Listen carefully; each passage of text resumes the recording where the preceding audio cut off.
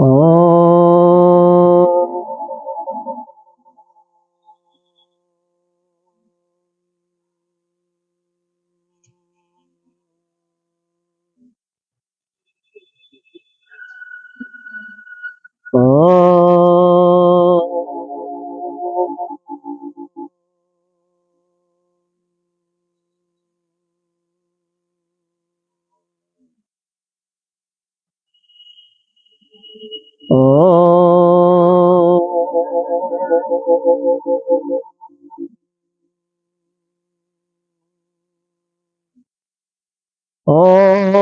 सहनावतु सहनो भुनक्तु सह वीर्यं करवावहै तेजस्विनावधीतमस्तु मा विद्विषावहै।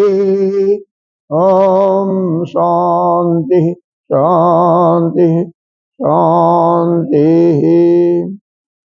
ओम प्रपन्नदाताय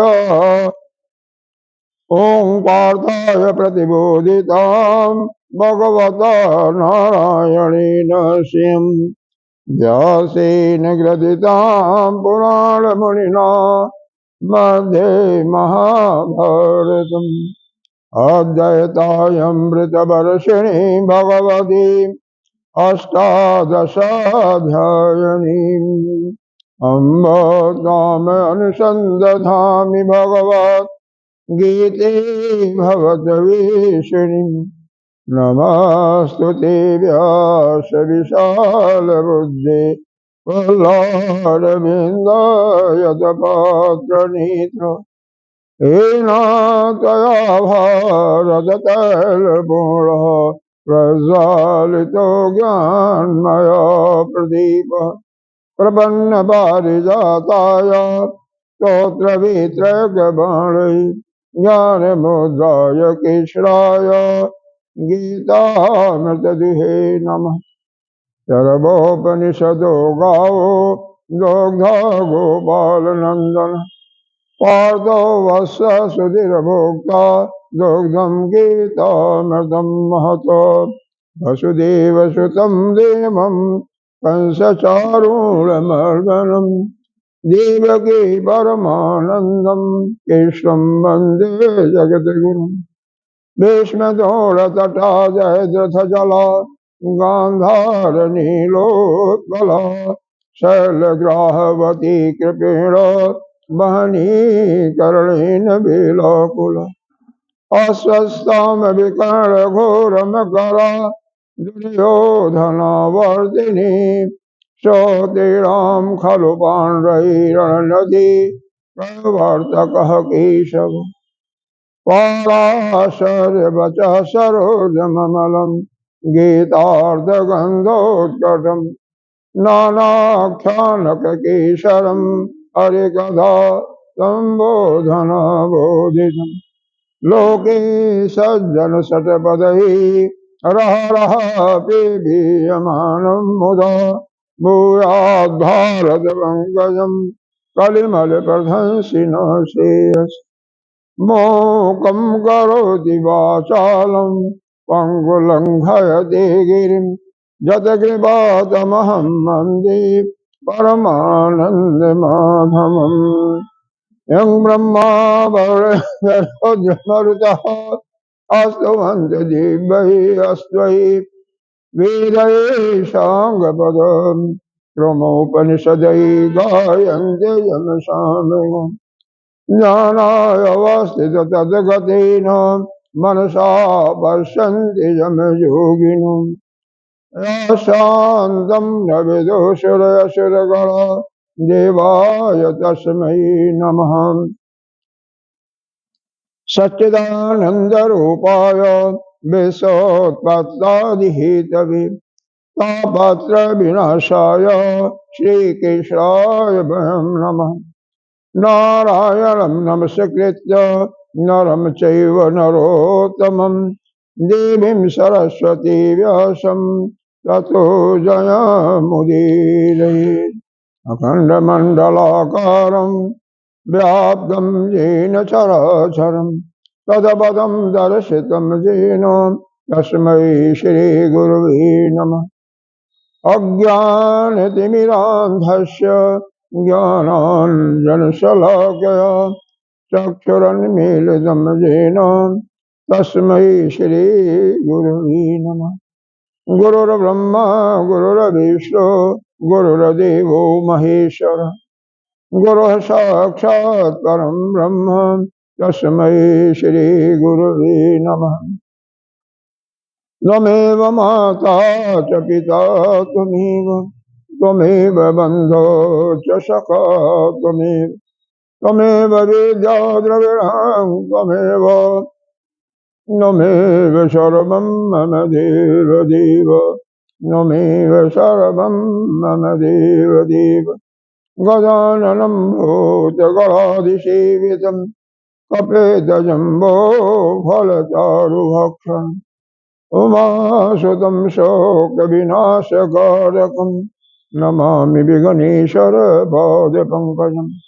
अनंत श्री विभूषित श्री 1008 पंचायती महानिर्वाणी अखाड़ा के महाअग्रणीय श्रोत्रिय ब्रह्मनिष्ठ महामंडलेश्वर एवं उत्तर प्रदेश संत समाज के अध्यक्ष श्री सद्गुरुदेव भगवान के चरणों में कोटि कोटि नमन वंदन अष्ट। यहाँ के अधिष्ठान देव मर्यादा पुरुषोत्तम श्री रामचंद्र जी वर्ण देवों को कोटि कोटि प्रणाम।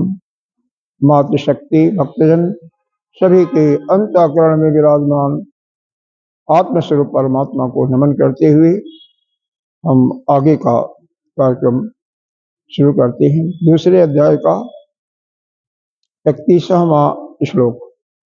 यह 7-8 श्लोकों में स्वधर्म के बारे में यहाँ पर चर्चा की गई है। आवाज साफ आ रही है ना? नहीं?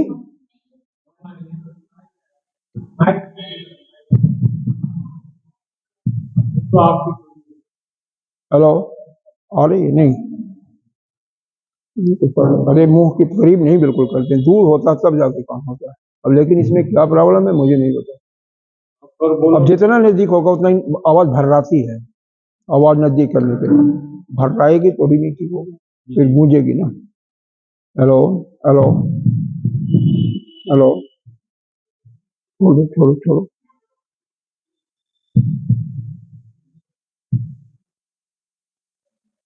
हेलो हेलो, आ रही है?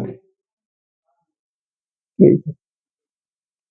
स्वधर्मम् अपि चावेक्ष्य न विकम्पतो अर्हसि धर्म्याध्ये योद्धाय श्रेयो अन्यत क्षत्रियस्य न विद्यते।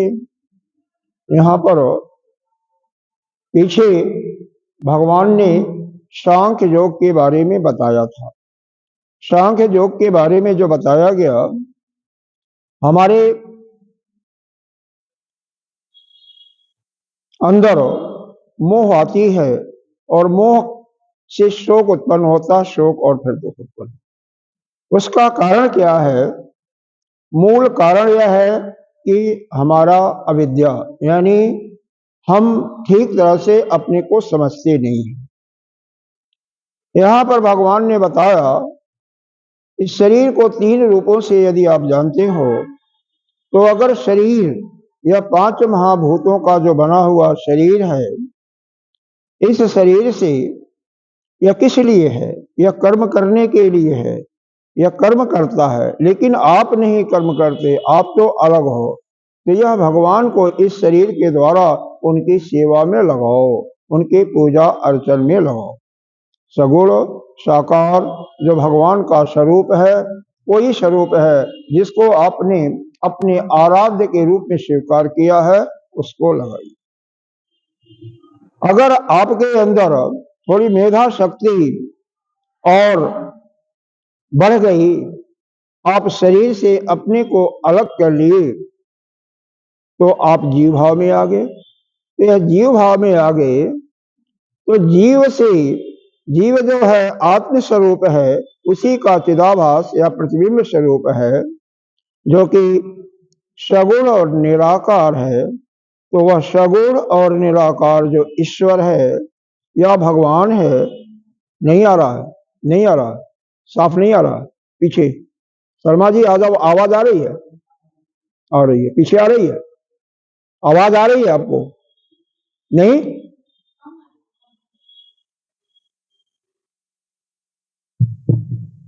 हेलो, प्रॉब्लम यही होता ना। तो उस ईश्वर के ईश्वर का जाप करो, पूजा करो, ईश्वर का जाप करो, उसी का भजन करो, ध्यान करो। अब मेरे ख्याल से आवाज आना चाहिए, पीछे जाकर के खुद देख लो। उससे और आगे बढ़ जाओ, आत्मस्वरूप में हो जाओ।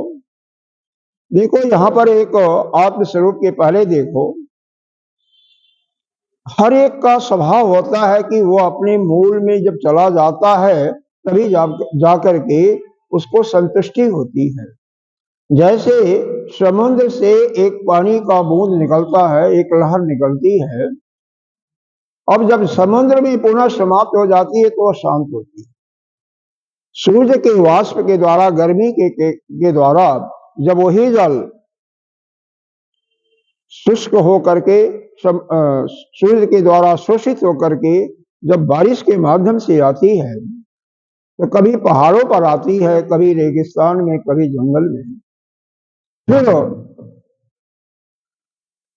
कभी सौभाग्यवश जब वह नदी में गिरती है, गंगा जी में गिरती है, तो उनके माध्यम से समुद्र में चली जाती है। जब वह समुद्र में चली जाती है तभी जाकर के शांत होती है। दूसरा दृष्टांत देखें, घड़ा है, पानी है उसके अंदर भरा हुआ, उसके देखेंगे कि एक एक परतें धीरे धीरे उसमें से समाप्त होते हुए मिट्टी में मिल जाती हैं। घड़ा किस से बना हुआ? मिट्टी से बना हुआ है, और धीरे धीरे छलनी होकर के वह मिट्टी में मिल जाता है। यही नहीं, लोहे को देखें, दरवाजे को, अगर उस पर पेंट न करें या प्राइमर जो लगाते हैं न करें, तो देखेंगे कि 2-3 साल में धीरे धीरे वह भी छेद होता हुआ वह भी पृथ्वी में मिल जाएगा, यानी वह भी मिट्टी मिल जाएगा। पृथ्वी से जो चीज बना हुआ है वह पृथ्वी में ही मिल जाएगा। जो तेज से बना होगा वह तेज में मिलेगा, जल से बना हुआ जल में मिलेगा।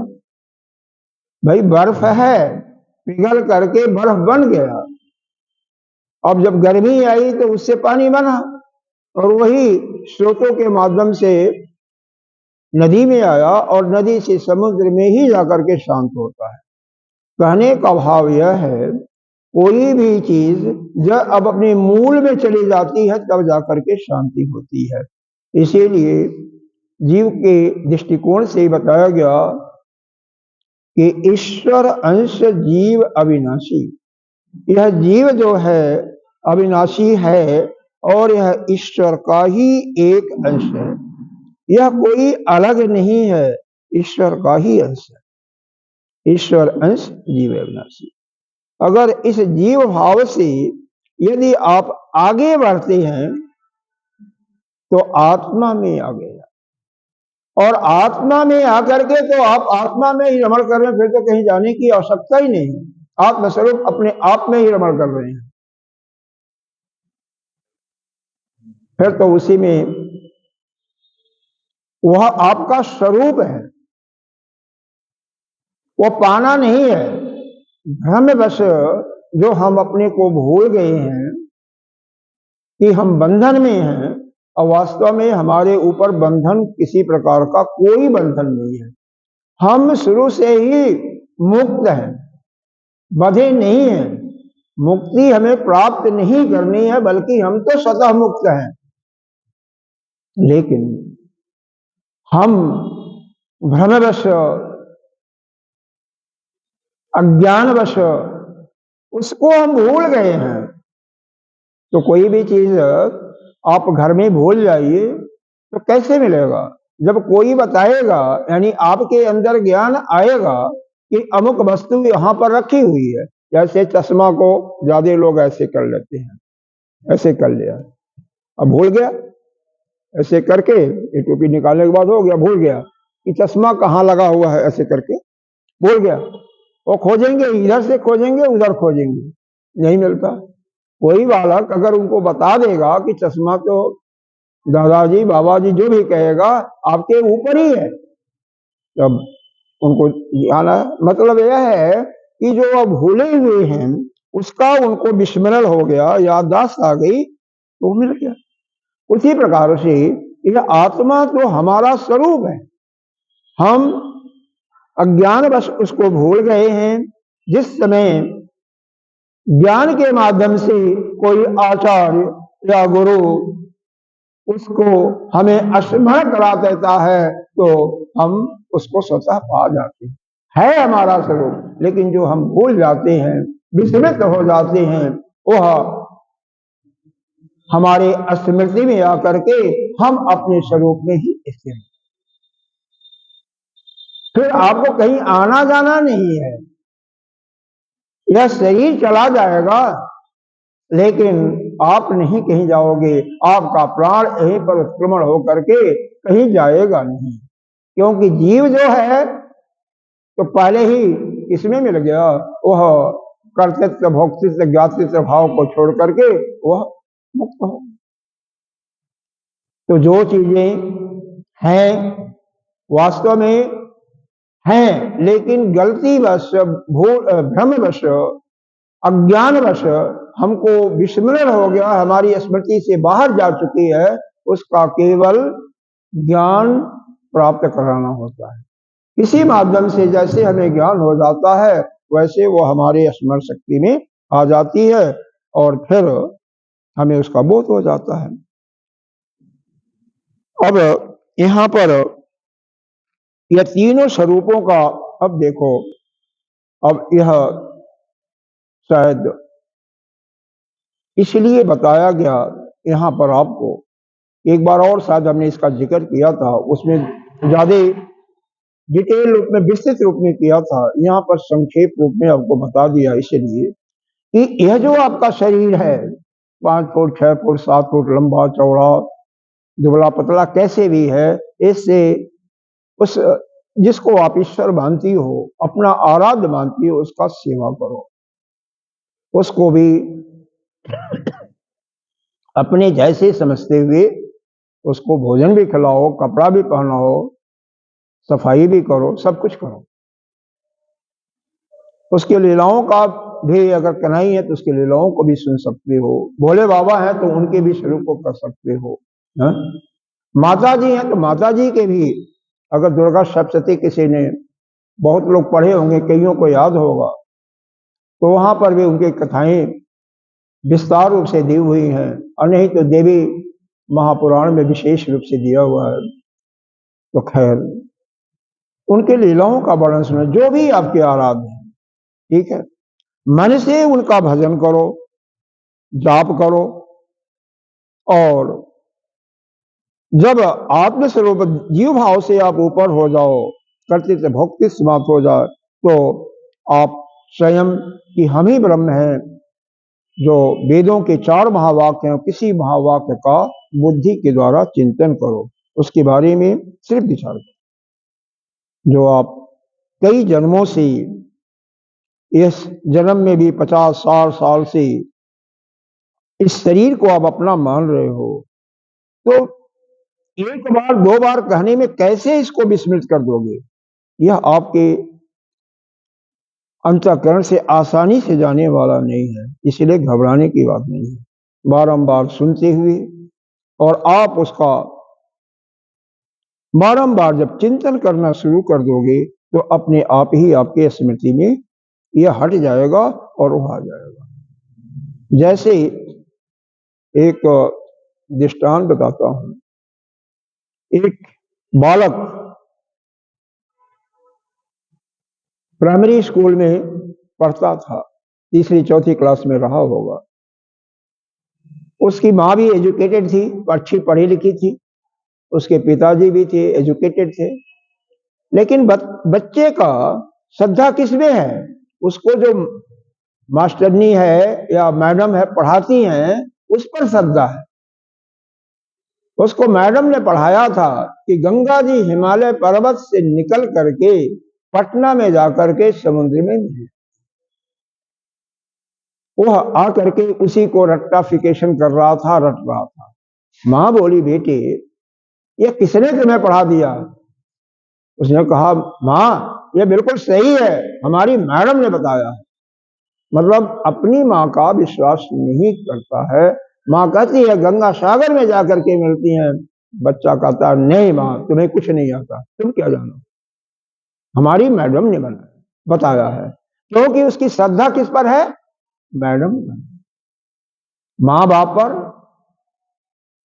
कुछ खाना होगा, मांगना होगा तो वो उनसे मांगेगा, और जो उसका टीचर पढ़ाया है उस पर श्रद्धा, तो उससे उसकी बात को मानेगा ना। दूसरे दिन बच्चे के साथ स्कूल जाती हैं, प्रिंसिपल के साथ, क्योंकि पोस्ट ग्रेजुएट थी तो कोई हिचक नहीं थी, सीधे बात करती हैं कि ऐसे ऐसे आपके टीचर ने पढ़ाया है। प्रिंसिपल ने उस मैडम को बुलाया, कहा कि क्या तुम पढ़ाई? उसने कहा मैडम आप कितना तनख्वाह देती हो, कितना पे देती हो? आप 10,000 रुपये हमें देती हो, तो जितना देती हो उतना दूर मैंने पहुंचा दिया, हमने ज्यादा पहुंचा दिया। हिमालय पर्वत कहाँ पर है, और वहां से ले जाते हुए हमने पटना तक पहुंचा दिया। अरे हमें हरिद्वार तक ही पहुंचाना चाहिए, आप पूरा वेतन दो, हम उनको गंगा सागर तक ले जाएंगे। और क्या तात्पर्य यह है कि किसी, देखो यही नहीं, बचपन में आपने यह भी पढ़ा होगा कि सूर्य जो है क्या है, अभी भी कई लोग वही मानते होंगे कि पूरब में निकलता है और चलता है और पश्चिम में डूब जाता है, लेकिन सूर्य तो स्थिर है। जो एडवांस क्लासेज में पढ़े होंगे, एस्ट्रोनॉमी या किसमें आता है सिया जी, जाग्रफी में आता है, किसमें आता है? यह खगोल विज्ञान में ही आता है। जो खगोल विज्ञान यानी एस्ट्रोनॉमी पढ़े होंगे वही ये जानेंगे सूर्य तो स्थिर है, सूर्य तो चलता ही नहीं है, बल्कि पृथ्वी एवं सारे ग्रह उसके चारों तरफ चक्कर लगाते हैं। तो जब हमारा है क्या, हमें प्रारंभिक स्टेज में कुछ और बताया जाता है, और जैसे जैसे हमारी प्रतिभा जागृत होती है तैसे तैसे उसका विश्लेषण करके वह हमें सही ज्ञान दिया जाता है। लेकिन यदि हमारे चित्त में जो बैठा हुआ है उसको अगर हम बाहर नहीं निकालेंगे तो इस ज्ञान का आपके अंदर समावेश नहीं हो सकता, यह आविर्भूत आपके अंदर नहीं हो सकता, यह ज्ञान आपके अंदर नहीं जा सकता है। तो कभी भी चाहे आप एकेडमिक क्लास में भी पढ़े होंगे तो जो कुछ ज्ञान आपके पास था वह सब भूल करके ही बैठना चाहिए क्लास में। यहाँ पर भी उसी प्रकार से अपने मास्टरों को देखो, टीचरों को, ब्लैक बोर्ड पर जो कुछ लिखा होता है सब साफ कर देते हैं, मिटा देते हैं, फिर देते हैं, यानी पीछे का ज्ञान को समाप्त करके। तो यहाँ पर स्वधर्म की बात हुई। पीछे तो क्या बताया गया, इसलिए पीछे हमने उदाहरण दिया था कि आप अपने को या तो आत्मा मानो या जीवात्मा मानो या शरीर मानो। 3 स्टेजों पर, तीनों स्तर पर आपको भगवान की स्तुति करने के लिए बताया गया। तो तीनों में से कोई भी मानो, किसी का मृत्यु नहीं होता है, न किसी का जन्म होता है। शरीर का होता है, लेकिन शरीर का वह धर्म है, जो पैदा हुआ उसको मरना है, वह निश्चित है, ध्रुव सत्य है। इसलिए कोई भी जा रहा है तो उसकी चिंता मत करो, शोक मत करो, क्योंकि अर्जुन को शोक हो गया था कि हमारे जो बांधव हैं, बंधु हैं और गुरु हैं और हमारे दादाजी हैं भीष्म पितामह, उन पर हम बाण कैसे चलाएंगे। तो वास्तव में मरने वाले तो है ही नहीं है। यही भगवान ने अर्जुन को समझाया और अर्जुन के माध्यम से हम लोगों को भी यही समझाया गया कि इस शरीर को मानो, इसको शरीर मानो अपने को, या अपने को जीव मानो जीवात्मा, या अपने को आत्मा मानो। आत्मा और जीवात्मा न तो पैदा होते हैं और न तो मरते हैं, न तो कभी पैदा हुए और न तो कभी इनकी मृत्यु है। ये तो हमेशा हैं, अनादि हैं। और यह शरीर जो है, शरीर को आप अपना मानते हो तो शरीर का यह धर्म है कि एक बार आया दूसरी बार समाप्त हो जाएगा। तो जिसका धर्म है उसमें तो कोई परिवर्तन हो ही नहीं सकता, फिर क्यों घबराते हो आप? तो तीनों स्तरों पर आपको सोच नहीं करना चाहिए, न तो मोह और न सोच। अब यहां पर स्वधर्म की बात आती है। पहले समझिए स्वधर्म क्या है। स्वधर्म के पहले धर्म समझिए क्या है। धर्म की परिभाषा जगह जगह आयु के अनुसार, स्थान के अनुसार, जाति धर्म वर्ण आश्रम के अनुसार इसका परिभाषा बदल जाता है। मूल परिभाषा इसका यही है कि जगतः स्थिति कारणम, जो जगत के स्थिति का कारण है, और प्राणी नाम सर्व प्राणी नाम अभुदय और निश्रेयस्यो जत तत धर्म, जो जगत की स्थिति को कायम रखने में सहायता करता है, संपूर्ण प्राणियों के उत्थान में,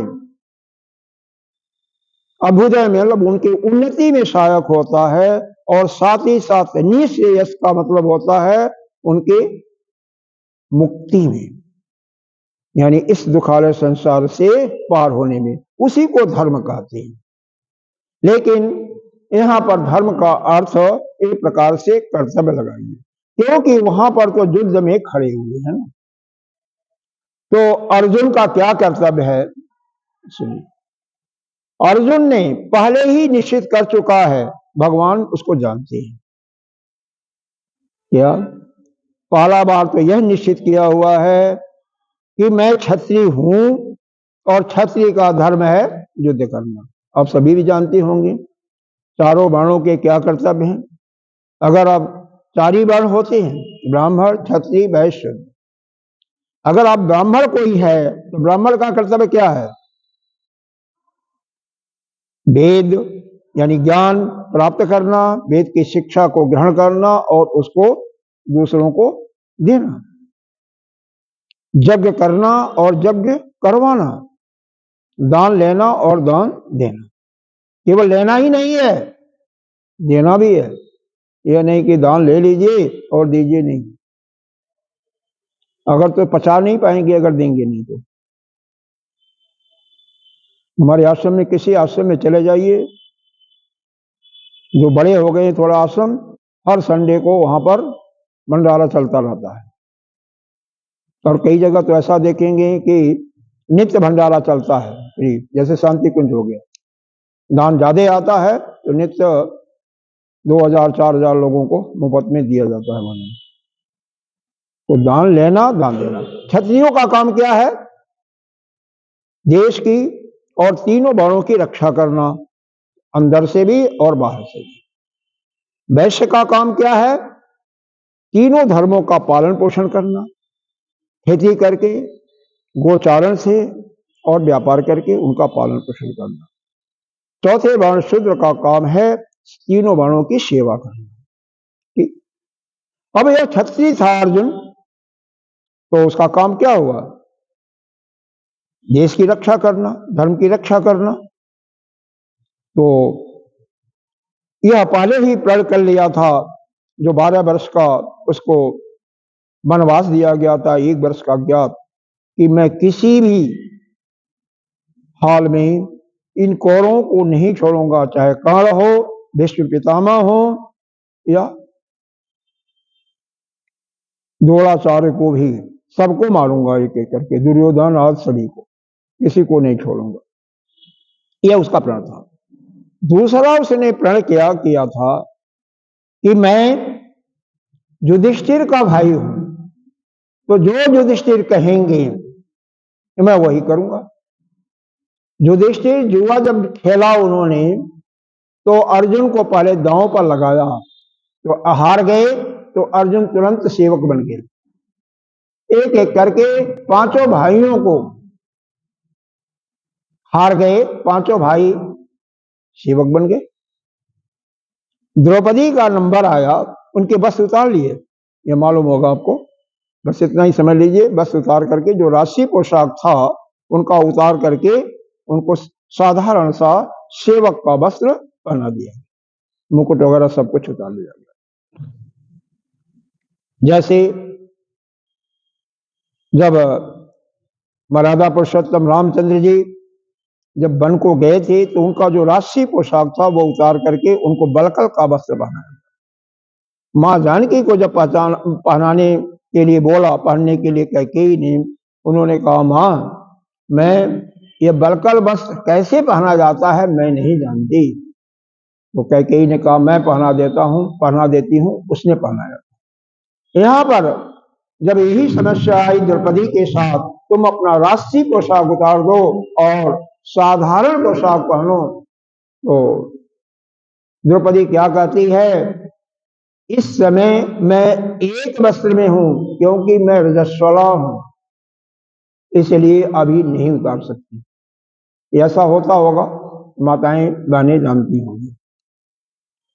मंत्र में जिसको मासिक धर्म कहते हैं, महीने में एक बार कुछ आयु के अनुसार आता है, तो उसमें कपड़ा शायद नहीं बदलते होंगे, मुझे नहीं पता है, यह लोग जानेंगे। तो उसने यही जवाब दिया था।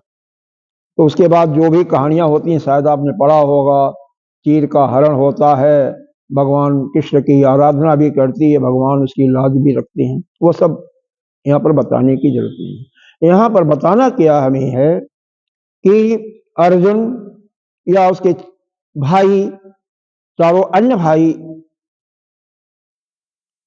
का यही प्रण था, जो हमारे भाई श्रेष्ठ बड़े भाई कहेंगे या जो उनका आदेश होगा वही हमारा, उसी का हम पालन करेंगे।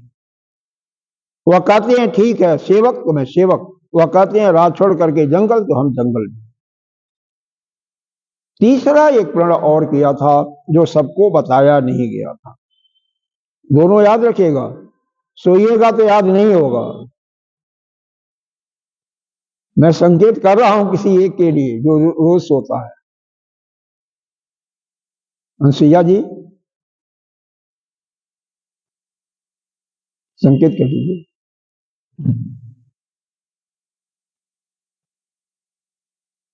ठीक नहीं है। पहला कि मैं क्षत्रिय हूं, क्षत्रिय का धर्म है युद्ध में लड़ना, तो मैं युद्ध करूंगा, ठीक है, सबको मारूंगा। दूसरा यह था, अर्जुन का प्रण था कि मैं युधिष्ठिर का छोटा भाई हूं, तो युधिष्ठिर जो कहेंगे वह मैं करने के लिए तैयार। तीसरा एक और था, उसके लिए थोड़ा सा हमें हिस्ट्री बतानी पड़ेगी। एक बार महाभारत के युद्ध का 15वां दिन या 15वां दिन था। कर्ण ने, क्या नाम है इनका, युधिष्ठिर को इतना मारा, इतना परेशान किया कि इनके सारथी को घायल कर देता है, इनकी पगड़ी को यानी मुकुट को भी उठा देता है, बाढ़ से उसको दूर कर देता है, इनको घायल कर देता है। अब घायल करने के बाद क्या होता है, छोड़ देता है। उसके कारण से कर्ण को दुर्योधन से बदनामी भी लेनी पड़ती है, क्योंकि कर्ण को दुर्योधन उस समय भी बोला था, कर्ण जब द्रौपदी का चीरहरण हो रहा था, कर्ण ने ही केवल एक था जो विरोध किया था दुर्योधन का। इसी कारण से दुर्योधन जो है कर्ण को मानता था, लेकिन फिर भी उसको बारंबार कहता था तुम्हारे कारण से हम हार रहे हैं। यहाँ दुर्योधन का यह विचार था कि अगर इस समय अगर कर्ण चाहते तो युधिष्ठिर को मार भी सकते थे या उनको बंदी बना सकते थे। अगर उनको बंदी बना लेते तो क्या होता, बंदी बनाते ही युद्ध समाप्त हो जाता। लेकिन कर्ण तो वचनबद्ध था, शायद ये आप जानते होंगे, सुना होगा कहानी शायद। कर्ण ने मां कुंती को वचन दिया था कि तुम्हारे 5 पुत्र ऐसे एज इट इज रहेंगे, मैं तो केवल अर्जुन को मारूंगा या अर्जुन मेरे को मारेगा। दोनों परिस्थितियों में तुम्हारे 5 पुत्र, क्योंकि कर्ण भी कुंती का ही पुत्र था, शायद कुछ लोग नहीं जानते होंगे तो जान लें, ज्यादा लोग जानते होंगे। तो हुआ क्या, जब ये घर आ जाते हैं, भगवान कृष्ण को समाचार मिलता है। भगवान कृष्ण को कहते हैं अर्जुन से, अर्जुन वह किसी युद्ध में बिजी था राजकुमारों के साथ देश के, और वहां से आते हैं युधिष्ठिर के खेमे में। युधिष्ठिर पहले देख करके बहुत खुश होते हैं कि हमारा वीर, वो खड़े हो जाते हैं घायल होने के बावजूद, हमारा वीर, हमारा भाई बहुत ही बलवान है, गांडी धनुधारी है, उसकी बड़ाई करते रहते हैं, और ये मार करके कर्ण को आ गया। देखो कितनी खुशी की बात है। अर्जुन कहता है भैया मैंने अभी मारा नहीं है, अभी कर्ण मारा नहीं गया है, मैं तो आपको देखने के लिए आ गया। देखो जब कोई आदमी घायल होता है ना, या उसके शरीर की शक्ति क्षीण होने लगती है, यानी वृद्धावस्था हो जाती है, तो उसको गुस्सा बहुत ज्यादा ही आता है। इसलिए आपके पास भी कोई माता पिता दादा दादी कोई भी हो, यदि गुस्सा करे ना, कोई कारण भी ना हो, तो चिंता मत करो, उसका आदर करो तब भी, क्योंकि उसकी शक्ति क्षीण जिसकी भी होगी, कोई बीमार होगा तो वह चिड़चिड़ा हो जाता है, यह स्वभाव है। तो इसलिए उसकी इज्जत करो, बल्कि यह नहीं कि उसको उससे नाराज हो जाओ, नहीं, बिल्कुल नहीं। यह होता है, आपको 2 दिन भूखा रख दिया जाए कोई भी 3 दिन के बाद, तो देखो आपके अंदर भोजन न दिया जाए तो आपके अंदर सतत चिड़चिड़ापन आ जाएगा, कितने भी बलवान होंगे। तो इसलिए इसका ध्यान रखते हुए किसी को दोष देने के बजाय उसके कारण को देखो, कारण को ढूंढने की कोशिश करो, किस कारण से यह अमुक व्यक्ति ऐसी बातें कर रहा है। अगर कारण ढूंढने की प्रयास करोगे तो शायद आप उससे कभी भी व्यथित नहीं होगे। कोई भी वचन कहता है, आपको अच्छा बुरा कुछ भी लग सकता है, वह आपका और उसके संबंधों पर निर्भर करता है। अगर कोई आपका प्रिय आपको गाली देता है तो क्या लगेगा आपको, मीठा ही लगता है। अरे भगवान राम जब अपने ससुराल में पहली बार जानकी के शादी के लिए गए थे, उनको गालियां दी जा रही थी कि नहीं दी जा रही थी? लोग नाराज तो नहीं हुआ था कोई ना, अच्छा लगता है। लेकिन अगर दुश्मन, जिसको आप दुश्मन समझते हो, वह कुछ बोल दे तो आपको गुस्सा लगेगा, क्रोधित हो जाओगे। तो कौन दे रहा है उसके ऊपर निर्भर करता है। तो ये युधिष्ठिर के मन में यह बात हो गई थी, घायल थे, इसलिए क्रोध तो आना ही था, क्योंकि वह यही चाहते थे कि अर्जुन समर्थ है कर्ण को मारने में, तो क्यों नहीं माना। अर्जुन पर गुस्सा हो जाते हैं और अर्जुन के बल को धिक्कारते हैं, अर्जुन के गांडी धनुष को धिक्कारते हैं। और अर्जुन ने यही प्रण किया था, जो किसी को बताया नहीं था, कि जो मेरे बल को, मेरे गांडी धनुष को, जो पशुपति अस्त्र मैंने शिव जी से प्राप्त किया है, या जो इंद्र से प्राप्त किया है अग्नि से, तो उसके ऊपर अगर कोई धिक्कारेगा तो मैं उसको उसी समय उसका गर्दन उड़ा दूंगा। उसने तुरंत तलवार निकालता है, जैसे तलवार निकाला, भगवान कृष्ण साथ में थे, कहते हैं अर्जुन क्या हो गया, तलवार का युद्ध मैदान नहीं है, तलवार क्यों निकाल रहा है। तो इस रहस्य को बताता है कि प्रभु मैंने ऐसा एक प्रण किया था। दो प्रण के बारे में सभी जानते थे, तीसरा प्रण नहीं किसी से बताया नहीं था। तो भगवान कहते हैं ठीक है, ये बड़े हैं ना, श्रेष्ठ है ना तुमसे। कहता हाँ श्रेष्ठ है, इनकी आज्ञा भी मानते हो। ये तो विरोधाभास हो गया। एक तरफ आप यह कहते हो कि मैं भैया जो कुछ कहेंगे उसको मैं करूंगा, उसको मैं मानूंगा, और दूसरी तरफ उनका गर्दन उड़ाने के लिए जा रहे हो, ये तो ठीक नहीं है। तो कहता है कि मैं तो प्रतिज्ञा के बस में हूं, क्या करूंगा, मेरा क्या कर्तव्य। भगवान कहते हैं अगर बड़ों को तू कर करके बोल दो ना, तू कह करके, तो भी उनका मरण हो जाता है। तो तू कह करके कई बार बोला, अब युधिष्ठिर को क्रोध आ गया, वह तलवार निकाले, कहते हैं मैं अब आत्महत्या करने जा रहा हूं। भगवान कहे यह क्या बात हो गई। कहने लगे कि नहीं, जब मेरा भाई ही मेरे साथ दुर्व्यवहार करता है तो मेरा जीना बेकार है। खैर भगवान दारम शांत कराते हैं।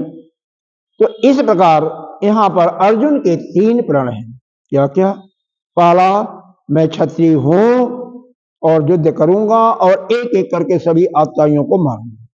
दूसरा, हमारे बड़े भाई जो आदेश देंगे उसका मैं पालन करूंगा।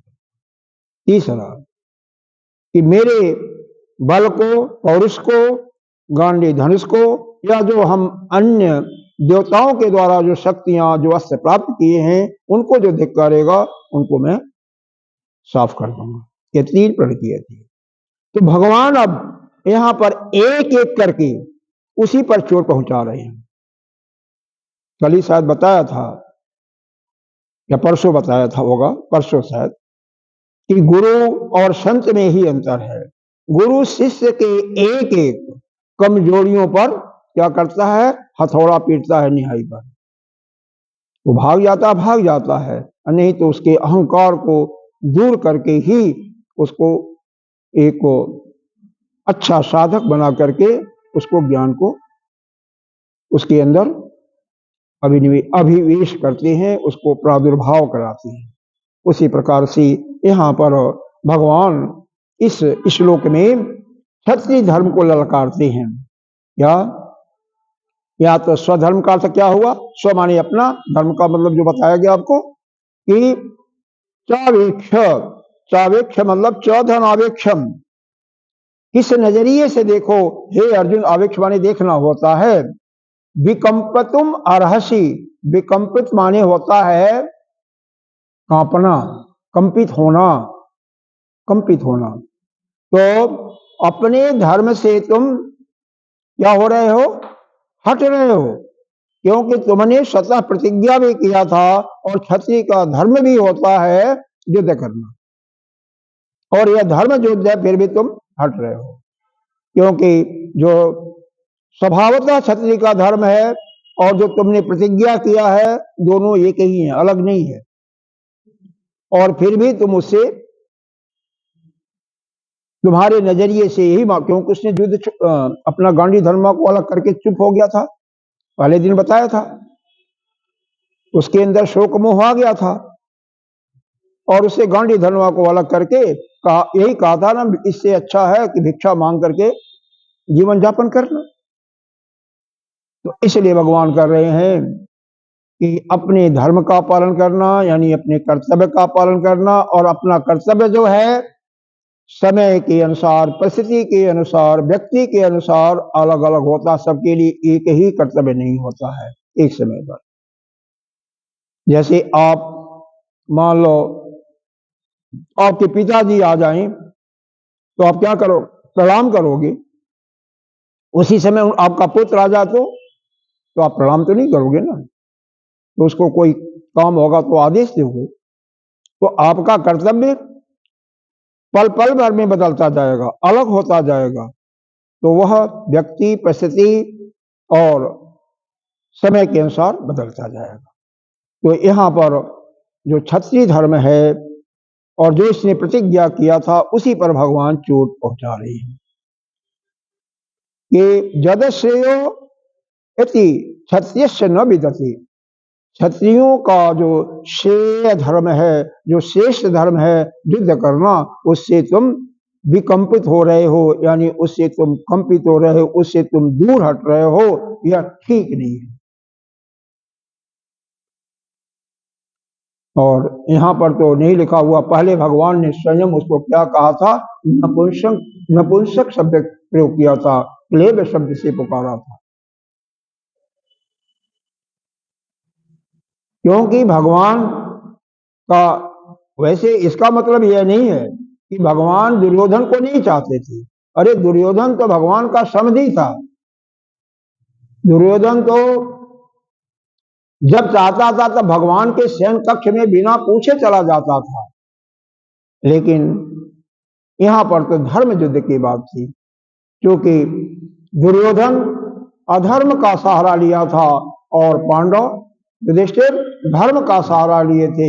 इसलिए यहाँ पर कृष्ण यानी भगवान पांडव के साथ थे, नहीं तो इनके साथ होते नहीं थे। वो तो धर्म के पक्ष में थे कि धर्म जिधर धर्म होगा उधर ही मैं रहूंगा।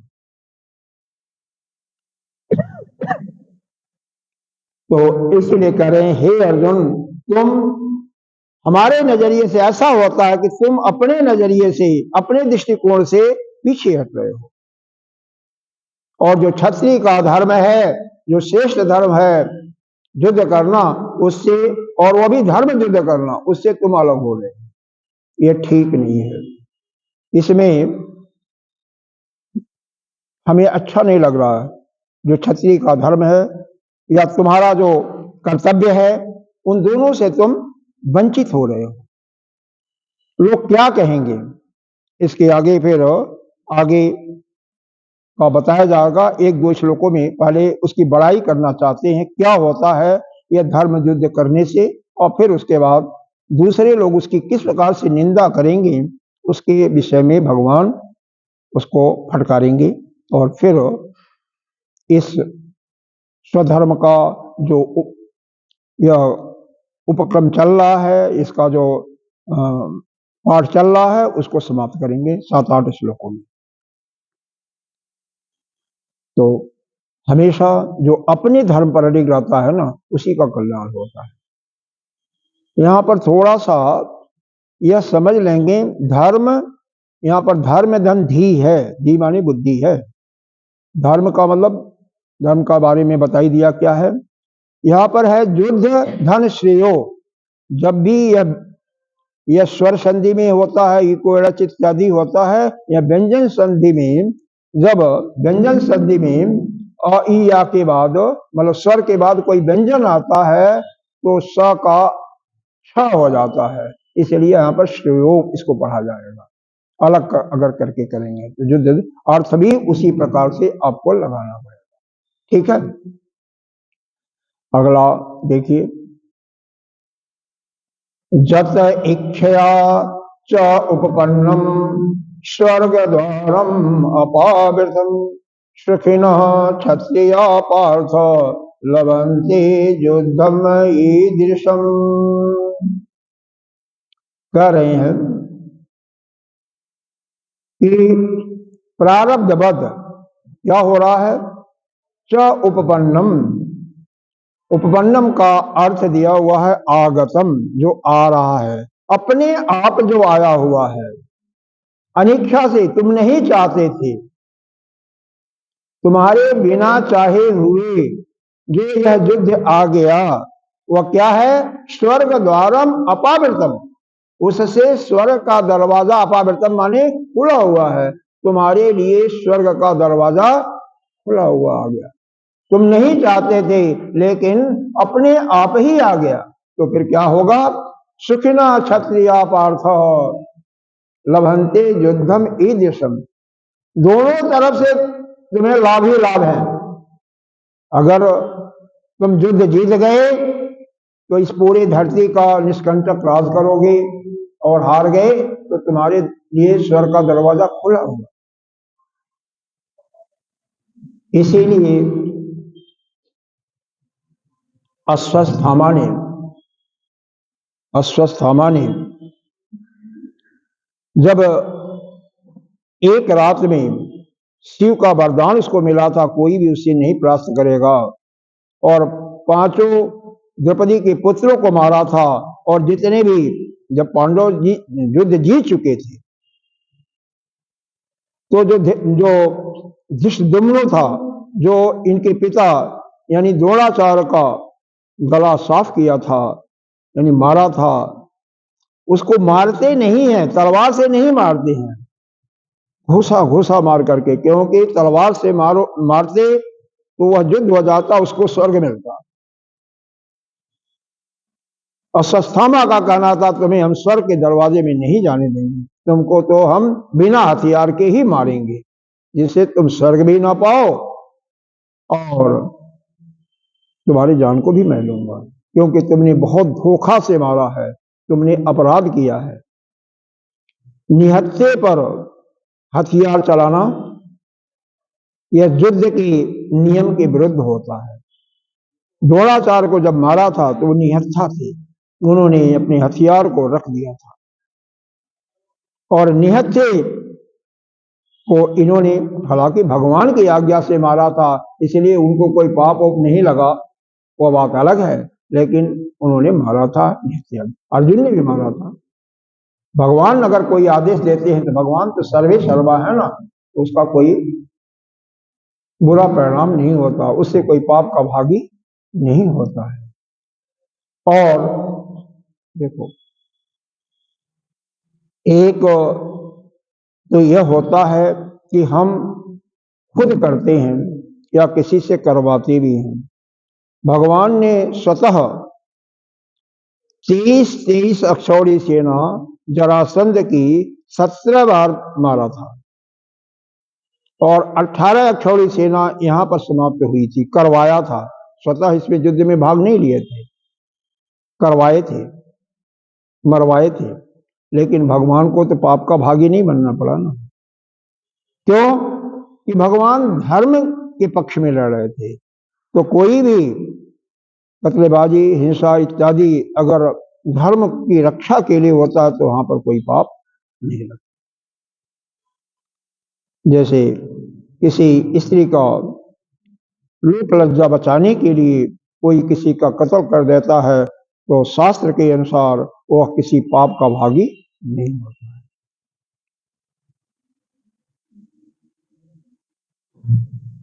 तो इसीलिए यहां पर बताया गया सुखिना क्षत्रिय, क्षत्रिय के लिए सुख की बात ही है। एक तरफ तो युद्ध का दरवाजा खुला हुआ है, और दूसरी तरफ उनको जीतने के बाद राज्य मिलना है, तो वह सुखी नहीं है क्या? उनको तो सुखी ही सुखी है। अगला देखिए, अथ चेतम इमं धर्मम संग्रामम न करिष्यसि तथा स्वधर्मम कीर्तिम च हेत्वा पापम विवाप्यसि।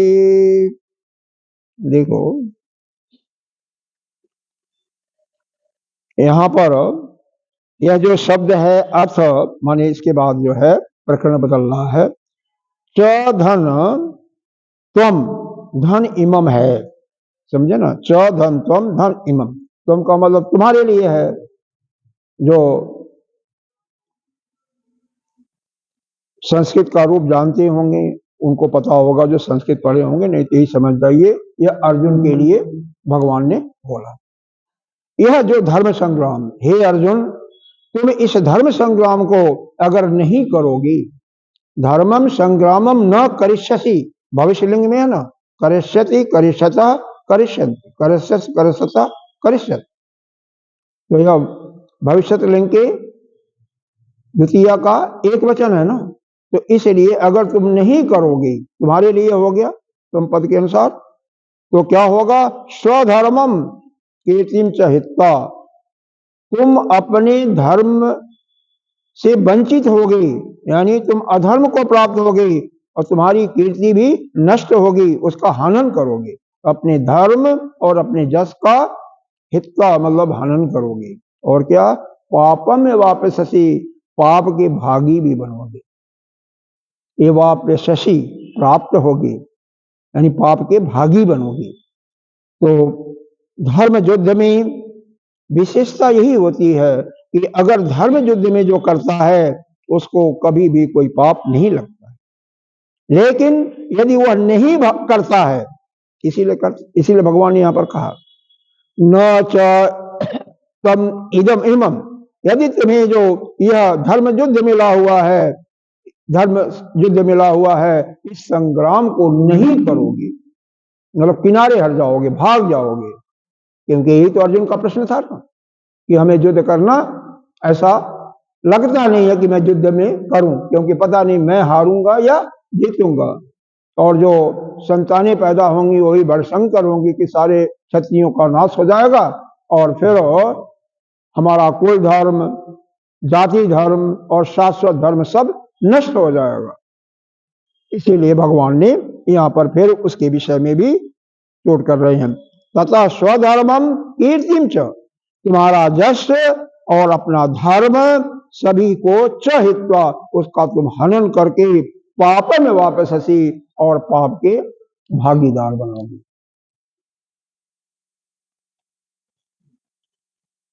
अगला श्लोक पढ़ें, ये समझ में आ गया? किसी को डाउट कहीं भी हो, संदेह हो तो पूछ लेना। अकीर्तिम चापि भूतानि कथयिष्यन्ति ते अव्ययम् संभावितस्य च अकीर्तिम मरणम् इति उच्यते। कह रहे हैं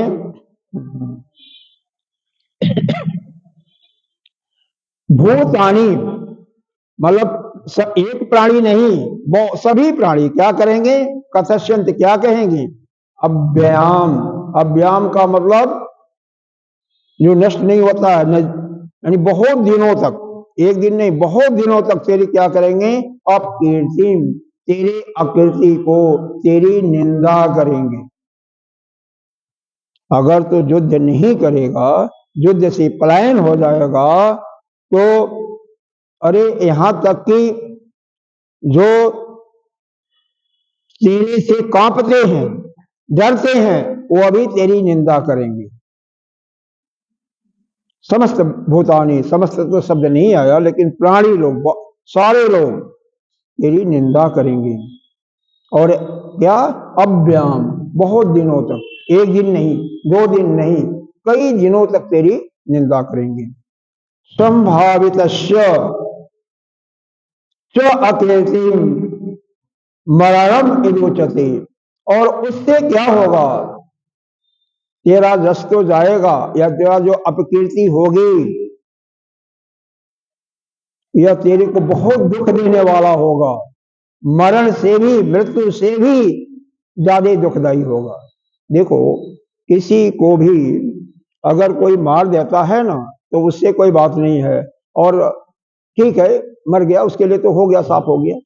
लेकिन अगर रोज रोज किसी को कुछ कहता जाए, उसकी निंदा करता जाए, तो कितना खलता है उसको। क्योंकि जिसकी निंदा कर रहा है उसने प्रण कर लिया कि उससे लड़ूंगा नहीं, या वह उसके योग्य भी नहीं है उसको मारने के, उसका क्या होगा? मरने से ज्यादा दुखदायी होगा कि नहीं होगा? आप स्वतः अपने सर्किल में देख लीजिए। आपको कोई कुछ नहीं करता, मारता नहीं है, लेकिन रोज आपके सामने आपको सुनाता है, कुछ न कुछ आपकी बुराइयां करता रहता है, और आप उसको सहते जाते हो। तो मरने से कम दुखदायी नहीं होता है। संभावित अकीर्ति वरम वरणम सृष्टि, मतलब संभावित, संभावित क्यों किया? क्योंकि अर्जुन एक महाभारत का एक महान नायक था, इज्जतदार था, श्रेष्ठ था, सभी लोग मानते थे कि यह एक अर्जुन महान गंडवाधारी है, अरे गांडी धनुषधारी है, कोई साधारण नहीं था। धनुष विद्या में कर्ण का सामना करने वाला केवल अर्जुन ही था, और कोई नहीं था। देखो, कौरवों की तरफ एक एक करके महान योद्धा थे, महान बली थे। 10,000 हाथियों का बल था किसके पास? दुर्योधन के पास 10,000 हाथी का बल। भीम भी बली थे, लेकिन फिर भी अगर भीम जंघा पर नहीं मारती, गदा युद्ध में जंघा पर मारना नियम के युद्ध के विरुद्ध है, तो मार नहीं सकते थे अर्जुन को, अरे दुर्योधन को, क्योंकि दुर्योधन बली तो था, भीम से कम बली नहीं था, बराबर का था सौदा। साथ साथ उसकी मां गांधारी ने दृष्टि का पात्र दे करके, दृष्टि खोल करके जब उसको देखा तो उसका सारा जो भी स्थान दिखाई दे रहा था उसको वज्र समान बना दिया था। तो दुर्योधन को मारने वाला कोई नहीं था। अब जो स्थान पर बलकल वस्त्र पहना दिया था भगवान ने पहनवाया था, नहीं तो फिर उसको मारते कैसे? तो उसी स्थान पर मारा, भगवान का संकेत था तो फिर मारा, नहीं तो नहीं मार सकता। इतने बड़े बहादुर थे। अश्वत्थामा और गुरु कृपाचार्य दोनों क्या थे पता है? अमरत्व का वरदान मिला हुआ था, कोई मार ही नहीं सकता। बोलो, अरे द्रोणाचार्य को भी अगर धोखा से नहीं मारते तो कौन मार सकता? धोखा से नहीं मारते। धोखा का मतलब क्या हुआ? झूठ बोला था ना, सस्तामा मरो नरो वा कुंजरो। वो अपना हथियार नहीं डालते, कौन मार सकता था? किसी के अंदर दम नहीं था। भीष्म पितामह को कोई मार सकते थे क्या? शिखंडी का सहारा लेकर के मारा। कर्ण के समान भी कोई बल में न धनुष विद्या में कोई निपुण था, ज्यादा श्रेष्ठ था, उसको भी मारना आसान नहीं था। कैसे मार सकते थे, कैसे जीत सकते थे? लेकिन अंतर यही था, इधर कृष्ण भगवान थे और उधर कोई नहीं। एक और बात थी, उधर कमजोरी दुर्योधन की सबसे बड़ी कमजोरी थी।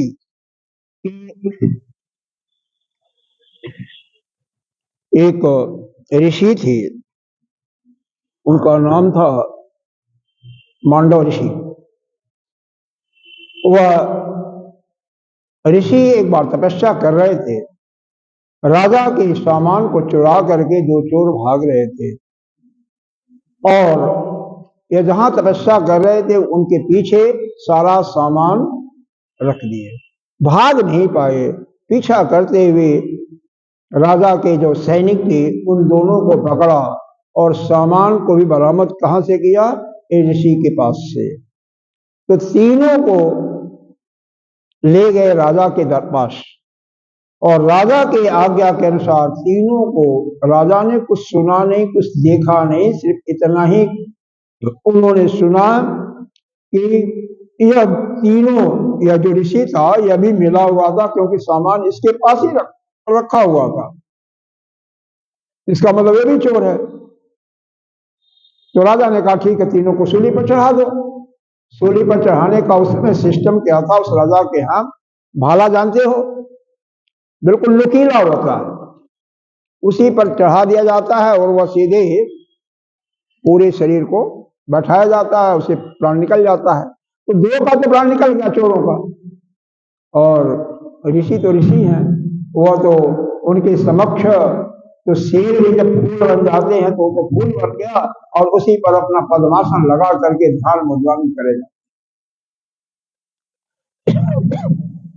नौकर यह दृश्य देख करके बहुत घबराते हैं, सीधे राजा को सूचना देते हैं। राजा दौड़े हुए आते हैं, देखते हैं जरा प्रसन्नचित्त ध्यान मुद्रा में,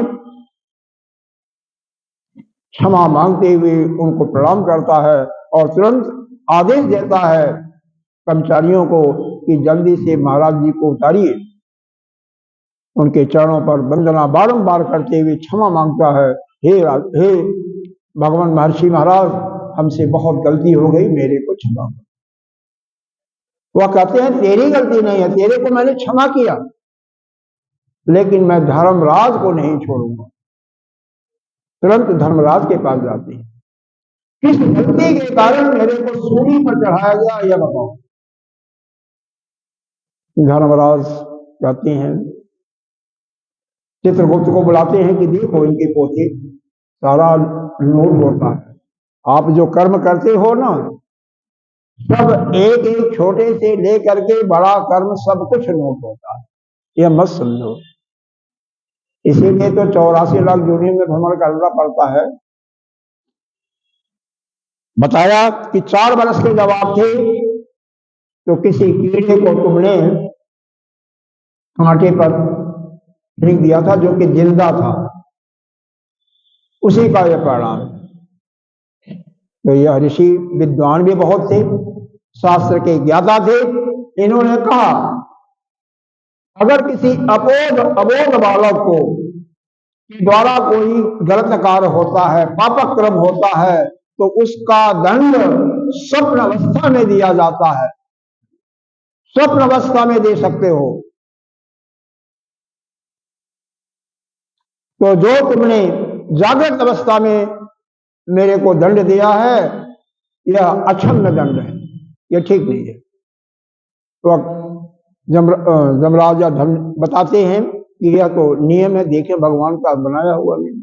कहते हैं आज मैं नियम बनाता हूं, इस नियम को नोट करो, और वह भगवान भी इसको डिक्टो करो कि कोई भी अबोध बालक के द्वारा यदि कोई गलत कार्य हो भी जाता है, कोई हिंसा भी हो जाती है, तो उसका दंड जो होगा केवल स्वप्न अवस्था में दिया जाए। सपने में तो आप दुखी होते हो, सुखी भी होते हो, और तुम्हें मैं श्राप देता हूं, इसको धर्मराज को 3 जन्मों में तुम्हें मृत्युलोक में जाना पड़ेगा। तो एक जन्म में वही काशी में आए थे जहां पर हरिश्चंद्र उनके पास बिके थे, और दूसरे जन्म में 2 रूपों में आए, एक तो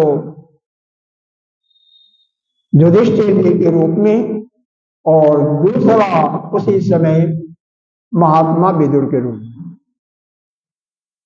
इधर तो धर्म था, उधर दुर्योधन विदुर को भला बुरा करके निकाल दिया था, और वह पूरे सब कुछ उसका राज छोड़ करके दूर जाकर के कुटिया में रहने लगे, और युद्ध के समय तक तो वह यात्रा पर चले गए थे। तो जहां धर्म रहता है वहां पर कभी कोई क्षति नहीं होती है, इसलिए धर्म का पालन हमेशा करते रहो, कभी कोई विशेष प्रकार का घटना नहीं घटेगी। और जहां अधर्म रहेगा वहीं पर सत्यानाश होगा। अधर्म का साथ भी नहीं देना और धर्म को छोड़ना भी नहीं। इससे यही आपको शिक्षा मिलती है। तो यहां पर इसका क्यों दिया गया? यह दुर्योधन या कर्ण को भी इसीलिए मरना पड़ा कि कर्ण ने अधर्म का साथ दिया था। द्रोणाचार्य भी अधर्म का साथ दिए थे, भीष्म पितामह अधर्म का साथ दिए थे। अगर अधर्म का साथ नहीं देते तो उनको कोई मारने वाला नहीं था, कोई मार नहीं सकता था। पांडव कभी भी जीत नहीं सकते थे, लेकिन धर्म और अधर्म में यही बहुत बड़ा अंतर होता है। इसलिए हमेशा हमें धर्म का ही पक्ष लेना चाहिए, अधर्म का पक्ष नहीं लेना चाहिए। अगला श्लोक देखिए। भयात द्वयात उपरत मस्यन्ति त्वां महारथा जेषां च त्वं बहुमतो भूत्वा दास्यासि राघवम्। क्या हुआ? अरे देखो, यहां पर द्रोण शब्द आया है, उसका मतलब दुर्योधन है। दुर्योधन और जितने भी उधर के महारथी हैं, उनके विचार में, उनके अनुसार वह तुम्हारी क्या कहेंगे, तुम्हारी कीर्ति नहीं गाएंगे, अपकीर्ति गाएंगे। और तुम जो तुम्हारी इज्जत करते हैं तुमको छोटा बनना पड़ेगा, वह उनकी दृष्टि से तुम गिर जाओगे। देखो कोई भी युद्ध का पलायन करता है ना, युद्ध से वो क्या कहेंगे, अरे जब तक हम नहीं थे तब तक अर्जुन गांडी धनुधारी बनता था, हम आ गए तो हमारे सामने डर के भाग गए। वो ये थोड़ी कहेंगे कि तुम डर के नहीं भागोगे, तुम केवल अपने भाइयों के वध के, उनका वध न हो, वह जिंदा रहें इस कारण से भागे हो, ऐसा कोई नहीं कहेगा। वह तो यही कहेंगे कि डर गया, मेरी शक्ति देख करके, मेरी सेना को देख करके वह भाग गया कि मैं मारा जाऊंगा। जबकि इसके पहले अकेले अर्जुन ने पूरे कौरव सेना को परास्त कर दिया था, जिसमें कर्ण भी था, विषम पितामह, द्रोणाचार्य, कृपाचार्य, सबको विदुर के यहाँ जब क्या द्रुपद के यहाँ थे तो सबको हरा दिया था अकेले। अब तो इसके साथ 7 अक्षौणी सेना थी तो घबराने की कोई बात नहीं थी, लेकिन नहीं, जहां मोह आ जाता है ना तहां हमारी बुद्धि नष्ट हो, बुद्धि मोह आ गया, क्रोध आ गया, दोनों से हम गिर जाते हैं। हमें क्रोध और मोह, लोभ, ये सारे जो है कहते हैं नरक के पंथ है, लेकिन वास्तव में नरक के पंथ है। और किससे आते हैं इसका अगर जानना चाहते हो तो इसी दूसरे अध्याय में भी 2 श्लोकों में भगवान ने वर्णन किया है। क्या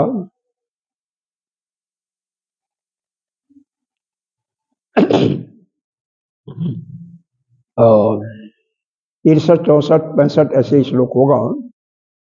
क्या होगा एग्जैक्टली माइंड में नहीं आता कई बार, कोई बात नहीं, तो हम सहारा ले लेते हैं। देखो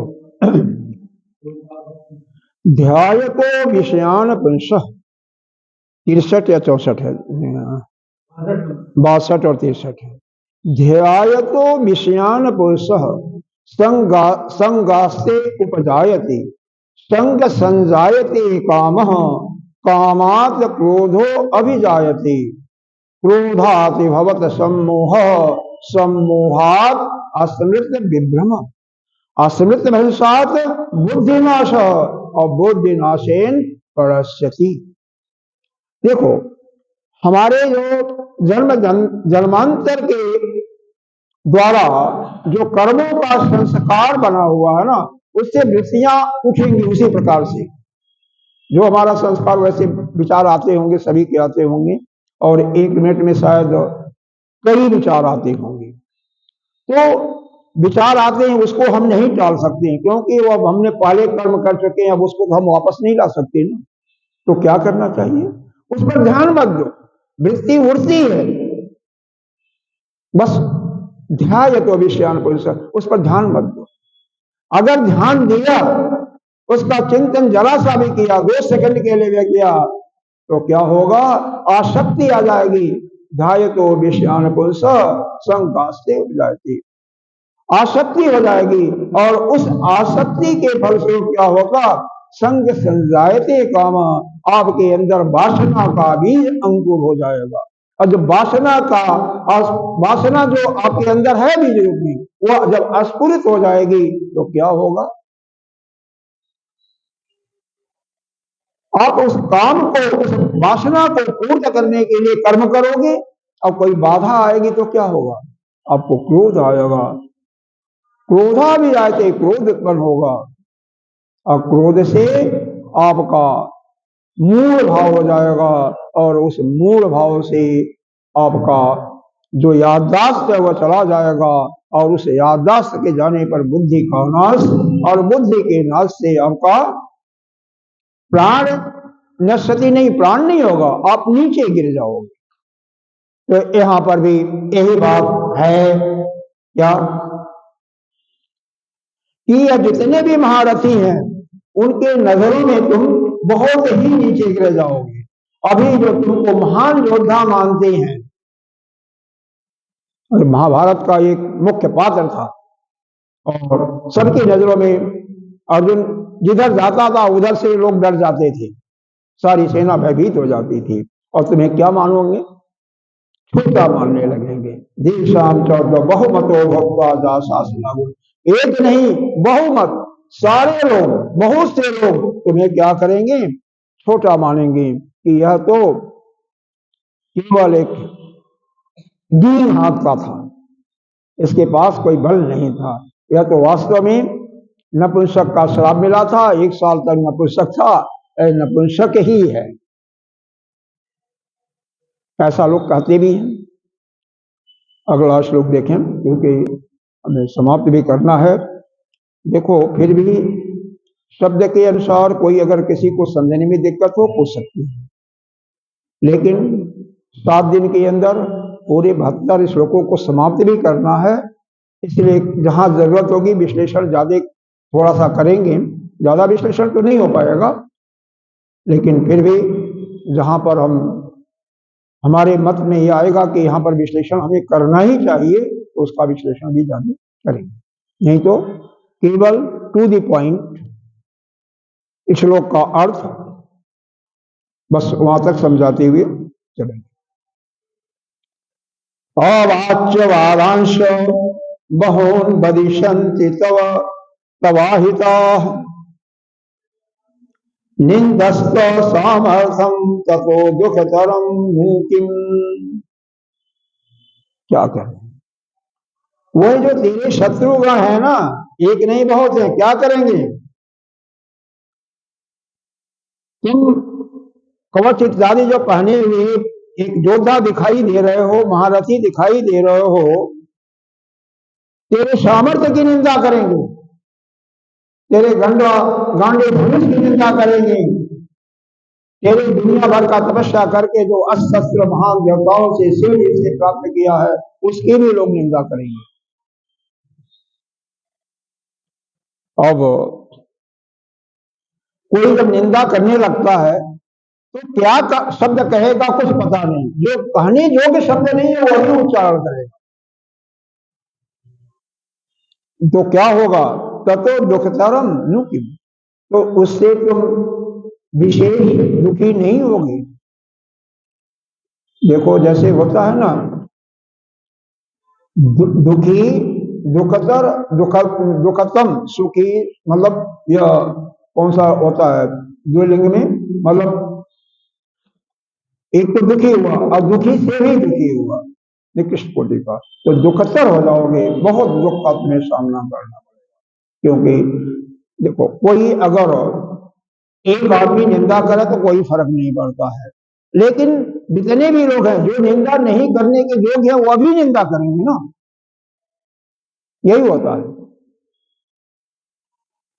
अगर कोई बलवान है, मान लो कौन करता है तो कोई बात नहीं, उसकी सामर्थ्य कर सकता है, द्रोणाचार्य या भीष्म करते हैं तो भी ठीक है, लेकिन बाकी लोग कोई सामर्थ्य ही नहीं था कि अर्जुन के साथ लड़ सकें, टिक सकें, लेकिन वो भी निंदा करेंगे, और एक नहीं बहुत सारे करेंगे, तो वह बहुत ही तुम्हारे लिए दुखदायी होगा। ऐसे ही यहाँ पर भगवान ने अर्जुन पर बहुत चोट मारा है।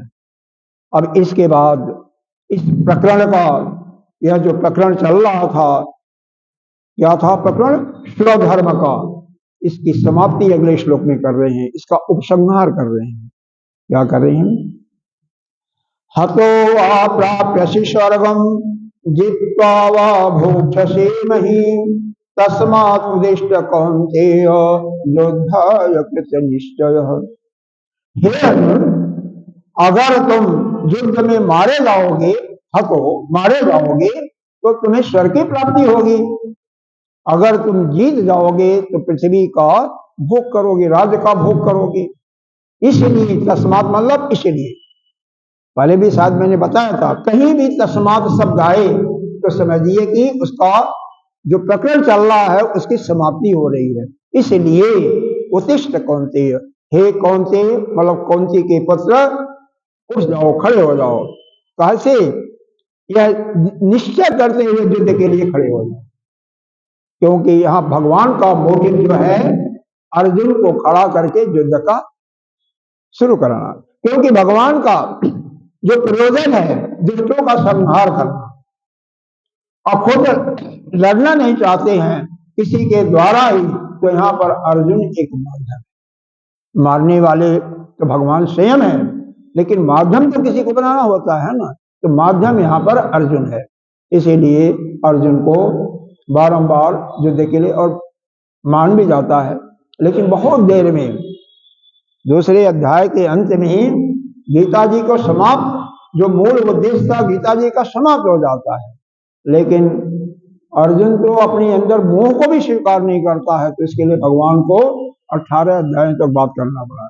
11 अध्याय के पहले श्लोक में स्वीकार करता है कि नष्टो मोह, लेकिन नष्टो नहीं कहा, चला गया, मोह चला गया।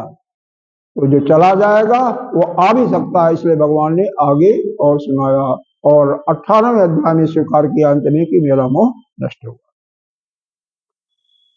आइए अगला श्लोक, सुखे, ये बहुत ही इंपॉर्टेंट है, बहुत ही महत्वपूर्ण श्लोक है। सुखे दुखे समे कृत्वा लाभ अलाभ उजया जौ ततो योद्धाय युज्यस्य नैवं पापम वाप्यसि। कोई भी अगर किसी का हत्या कर रहा है, लेकिन उसकी दृष्टि बिल्कुल सम है, शत्रुवत दृष्टि नहीं है, जैसे धर्मराज युधिष्ठिर के दृष्टिकोण में उनका कोई शत्रु नहीं था, इसीलिए युधिष्ठिर को क्या कहते हैं? अजात शत्रु, किसी को अपना शत्रु नहीं समझते थे। तो यहां पर वो उसी चीज को लाया गया है, सुखे दुखे समय कृत्वा, जितने भी द्वंद्वात्मक चीजें हैं उसमें क्या करो? सम हो, सुख में भी और दुख में भी एक समता, समान दृष्टि लाओ। और किसमें? लाभ अलाभ जया अजय, लाभ हो हानि हो, विजय हो पराजय। अब देखो, लाभ होता है या हानि होती है, ठीक है, यह बुद्धि का एक दृष्टिकोण है। जब कोई भी कंपनी प्रोजेक्ट करती है साल का कि हमारा एनुअल प्रॉफिट कितना होगा, टर्नओवर कितना होगा, अगर समझ नहीं रहे हैं तो समझ जाइए कि टोटल कुल साल में कितनी प्राप्ति होगी उसको टर्नओवर कहते हैं, और लाभ कितना होगा वह लाभ तो जान ही गए, कितनी उसमें प्राप्ति होगी, सब खर्चा बर्चा काटने के बाद, ठीक है, सैलरी वगैरह सब काटने के बाद। लेकिन होता क्या है, उसका नुकसान नहीं हो रहा। मान लो उसने 500 करोड़ का प्रोजेक्ट किया कि 500 करोड़ साल के अंत में हमें लाभ मिलेगा, मिलना चाहिए, जो हमने प्रोजेक्शन किया हुआ है। तो प्रोजेक्शन है या केवल किताबी कीड़ा है, कागजों में है, और अंत में उसको 100 करोड़ का प्रॉफिट हुआ, तो वह क्या कहेगा कि 400 करोड़ का मेरा लॉस हुआ, और जबकि लॉस एक पैसा भी नहीं हुआ, उसका नुकसान कहां हुआ? तो ये बुद्धि का फेर है कि लॉस हानि, जय और विजय भी इसी प्रकार से कर सकते हो।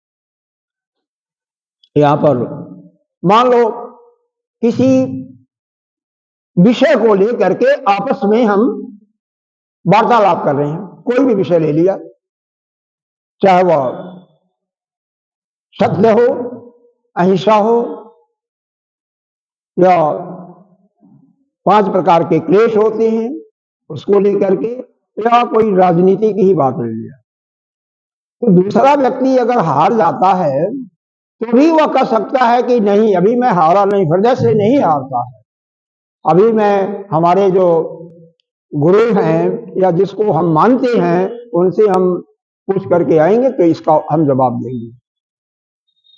तो यह जीत और हार यह अभी भी ऐसा नहीं है कि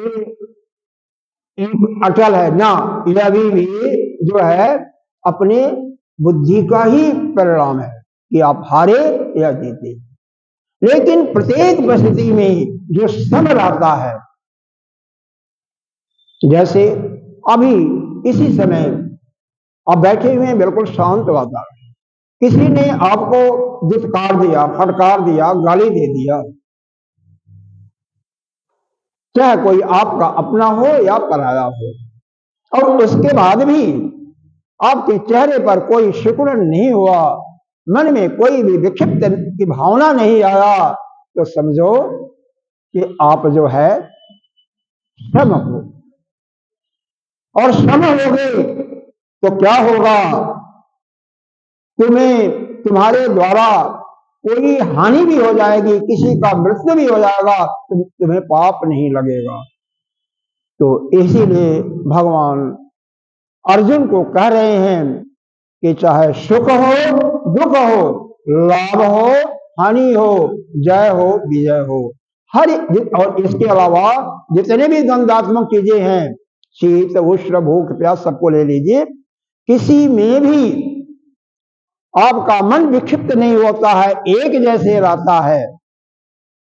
तो क्या हुआ, इसीलिए तुम युद्ध के लिए युद्धाय जुजुस्व, युद्ध के लिए तैयार हो जाओगे, तैयार हो जाओ, युद्ध करो, खड़े हो जाओ, और तुम पाप के अधिकारी नहीं होंगे। इतना कितना भी हनन करो, कितने को सबको मार डालो, तुम्हें कोई भी पाप नहीं लगेगा, पाप के भागी तुम नहीं होगे। न पापम एवाप्य, पाप के भागी नहीं होगे। तो अगर ऐसा कोई गारंटी देता है, और गारंटी क्या, भगवान ने पूरे गीता में जगह जगह गारंटी दिए हुए, सर्वधर्मान परित्यज्य माम एकम शरणं व्रज अहम त्वाम सर्व पापों में मोक्ष, तो सभी पापों को मेरे को छोड़ दिए। और वैसे भी भगवान का जो भक्त होता है ना, आप प्राय देखते होंगे शुरू में तो वह जब तक वह पक्का नहीं बनता है, उसकी जो बुद्धि दृढ़ नहीं होती भगवान के भक्ति में, तब तक उसको दुख देते हैं।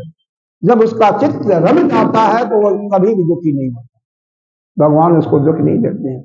उसके हजारों लाखों जो बुरे कर्म होते हैं सब भगवान माफ करते जाते हैं। आप अपने बच्चों का नहीं करते क्या, आप अपने बच्चों का भी करते हो, एक नहीं सैकड़ों गलती करते हैं, आप कुछ नहीं बोलते। वही भगवान भी उसी प्रकार से जो उनका आश्रय ले लेते हैं।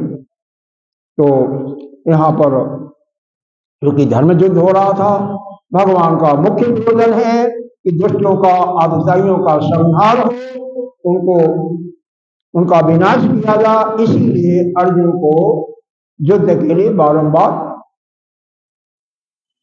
इनको क्या कर रहे हैं, उत्तेजना दे रहे हैं, उनको तैयार कर रहे हैं।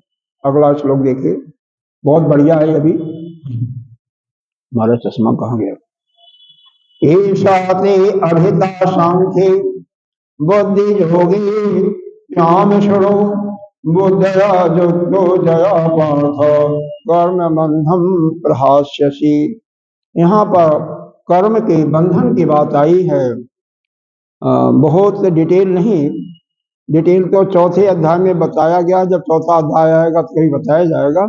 यहाँ पर इतना समझें कि 3 प्रकार के कर्म होते हैं। बंधन जो कर्म का है हमारे पास 3 प्रकार का। एक तो संचित कर्म है। संचित कर्म क्या होता है, प्रत्येक नाना प्रकार के जन्मों में जहां पर हम अपना शरीर धारण करके कर्म किए हैं, वहां से जो पाप या जो कर्म बच गया है वो इकट्ठा होता हुआ एक जगह रख दिया गया है, उसको कहते हैं संचित कर्म। ठीक है, उसमें से कुछ हिस्सा मिल जाता है इस जन्म में भोगने के लिए, उसको कहते हैं प्रारब्ध। और तीसरा होता है जो इस जन्म में कर रहे हो और उसको फल आपको भोगने के लिए नहीं मिला, तो वह आगामी कर्म हो जाता है। वही नहीं बल्कि संचित कर्म भी जाकर के इकट्ठा हो जाएगा, दूसरे जन्म में फिर मिलेगा, वहां पर संचित और प्रारब्ध के रूप में आ जाएगा। तो मोटा मोटा इस प्रकार से समझो। ये समझ में आ रहा ना? मान लो आपके पास बैंक बैलेंस 10,000 रुपए का है, ठीक है, उसमें से आपने 4,000 रुपया या 2,000 रुपया निकाल लिया खर्चे के लिए, तो 2,000 रुपया आपका हो गया प्रारब्ध और बाकी जो 8,000 बच गया वह संचित हो गया। अगर 2,000 में से 500 रुपया आपने फिर बचा लिया या कुछ कमा करके 500 और इकट्ठा कर लिया तो 1,000 रुपया आगामी हो जाएगा, ठीक है, और 8,000 होगा वह भी आगामी चला जाएगा, मतलब अगले साल या अगले जीवन में वह चला जाएगा। पैसा तो नहीं जाएगा, यहाँ पर कर्म जाएगा। पैसे का तो ये केवल आपको दृष्टांत दिया जा रहा है समझाने के दृष्टिकोण से, ठीक है। तो यहाँ पर भगवान क्या कर रहे हैं, यह जो सांख्य बुद्धि जोगी, यह जो परमार्थ वस्तु का ज्ञान प्राप्त करने के लिए विषय में यह जो ज्ञान को मैंने सुनाया तुझे, ऐसा यह जो बताया और जो हम बताने जा रहे हैं उसको सुनो तुम।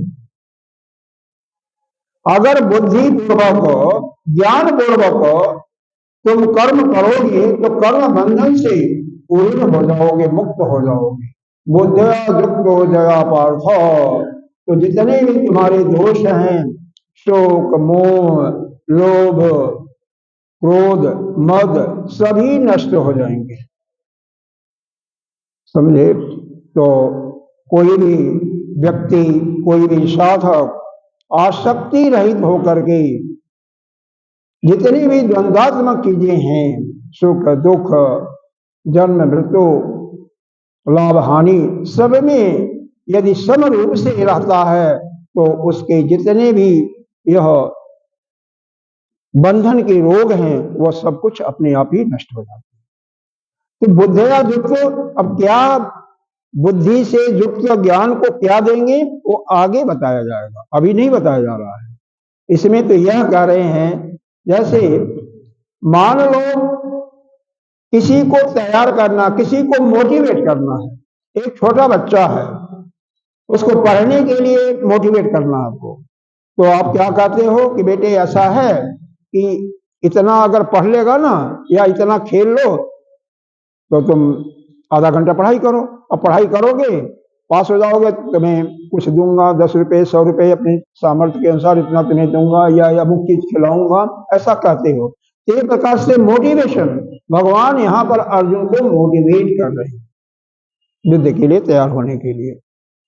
तो कर्म बंधन से चूंकि मुक्त होना है तो उसके लिए भगवान क्या देंगे, बुद्धि जोड़ देंगे, ज्ञान को देंगे।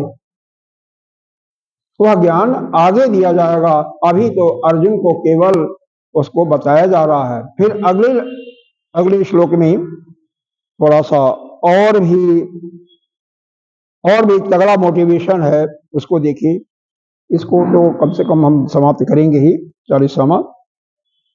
नेहा अभिक्रमनाशो अस्ति प्रत्ययो न विद्यते स्वल्पमस्य धर्मस्य त्रायते महतो भयात्।